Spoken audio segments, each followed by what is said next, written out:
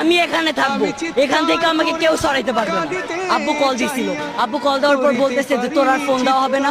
আম্মুকে কল দেওয়া হয়েছিল, আম্মু বলতেছে তুই তাড়াতাড়ি বাসায় না, তোর বাসায় ঢুকতে দেবো। আমি বলছি যে আচ্ছা, আমি বাসায় ঢুকবো না, আমি বাইরেই থাকবো, রাত্রে আজকে বাইরেই থাকবো, 2-3 দিন তুমি চেষ্টা করো না। যতদিন না বিজয় হইতেছে, আমার আজকে ভাইয়েরা কোটার জন্য সুইসাইড করতেছে, আমার ভাইয়েরা চাকরি পাইতেছে না, সুইসাইড করতেছে। কেন করতেছে? আজকে ভাইয়েরা করতেছি, ভবিষ্যতে কি আমরা সুইসাইড করবো না?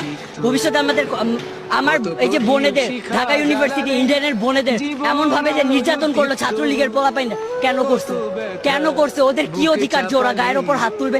আজকে আসার আগে পুলিশ আমাদের ধরছে, ভিডিও আছে আমার কাছে, আব্বুর থেকে ফোনটাই নাম, ভিডিওটা ভাইরাল করবো। পুলিশে আমাদের হাত ধরছে, কেন? আমাদের গায়ে হাত দেওয়ার ওদের সাহস কিসের আছে?